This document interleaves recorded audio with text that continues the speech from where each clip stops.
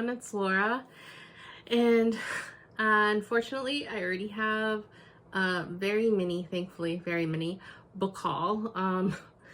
Basically the reason that it happened is I just watched a video from Elliot Brooks, and she reviewed this book, The Spell Shop, and spoke very highly of it and how it kind of fit in as a nice cozy fantasy.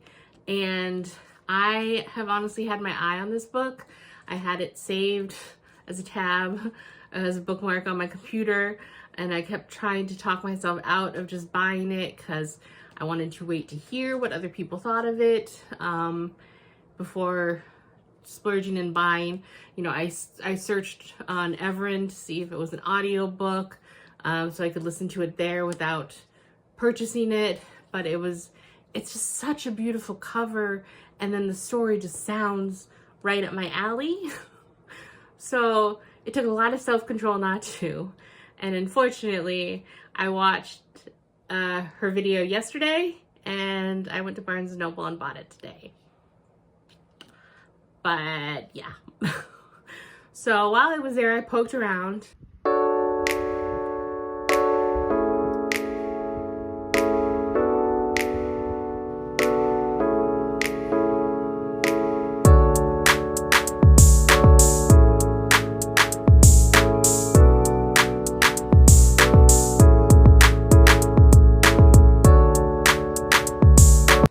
And I don't know if it was a good thing or a bad thing.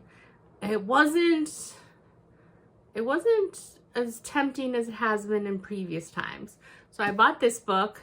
I also, since after Mistborn, I am trying to read other Cosmere books and other Brandon Sanderson books.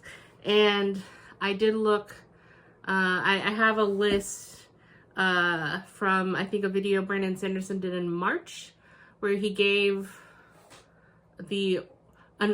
a rough outline of an order that he would personally recommend to attack the Cosmere. And some of the books, like he had said about the Mistborn trilogy, and then breaking it up with something like Trust of the Emerald Sea or Warbreaker or Elantris or whatever. Well, I already own Trust of the Emerald Sea.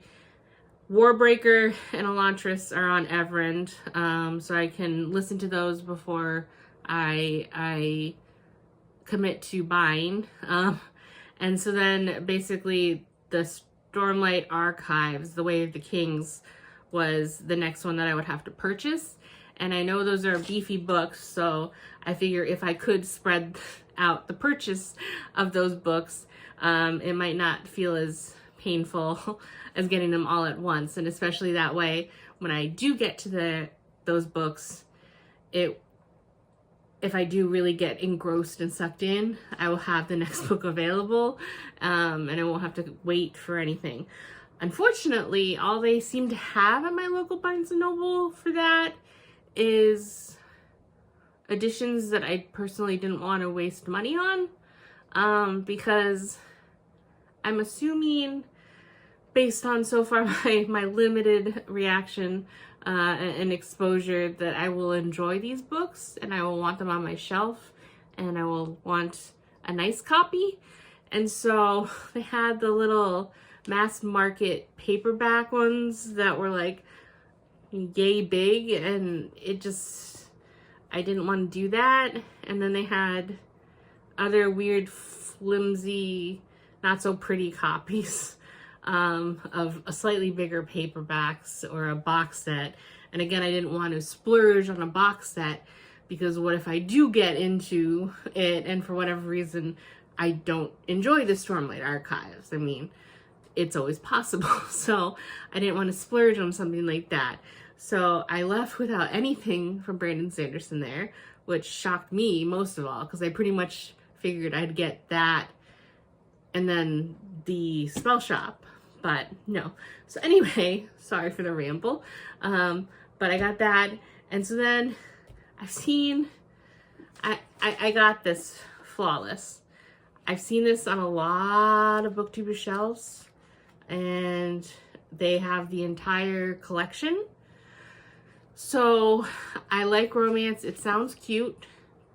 And again, I've seen it on shelves and a lot of people raving about it, the series. So, you know, I figured why not give it a shot. It was on the table. It had a sticker for buy one, get one 50% off. So they got me. I bought the second one in just pure hopes that I like this series as much as everyone else and that I will want to continue. And I mean, I only paid 50% of, you know, the shelf price for this. So if I don't, I wouldn't have lost as much money otherwise. But they sucked me in with those stickers. So, but that is my book haul. I did try and take a few shots of, I mean, I assume most Barnes & Nobles look the same, so I can't imagine it will be very entertaining for you, but I did try and take a few shots just to show you my local store. And, but yeah, so hopefully in between my Brandon Sanderson readathon, I can break it up with some of these. I mean, breaking up fantasy with fantasy, I guess, hopefully, you know, with a cozy fantasy, it might be different, and a romance in there, here or there. It can keep me refreshed and not send me into a book slump by reading too much of one genre. So I'm honestly surprised so far that I haven't been pushed into a reading slump or anything, and I'm still actually invigorated with my reading right now. So that makes me happy. But that is all for this very tiny book haul. But unfortunately, I did set myself a personal goal of buying only a book when I've read 3 books. So I could say I forget what the name of the duology was, but Spin the Dawn or Unravel the Dusk or whatever. That's 2 books, a duology, and then I had the audiobook of The Nature of Witches, so that can cover this. And then I'm reading the Mistborn trilogy, so once I finish book 3, that can be a reason for this. But that means that I still have to somehow justify the purchase of this book, so I have to read 3 more books. And I have been doing a reread of the Why Ray Liotta Ended Up at the Duke's Mansion, that I purchased the first 5 volumes, but that kind of seems almost like a cop-out, because it's not the same when it's like a full book that's hard to read. I can read one of those, you know, in about 40 minutes, if that. That's normally just because I'm engrossed in the reading. But I have read the first 3 volumes of that, so I don't know if that counts. But I'm gonna say no right now.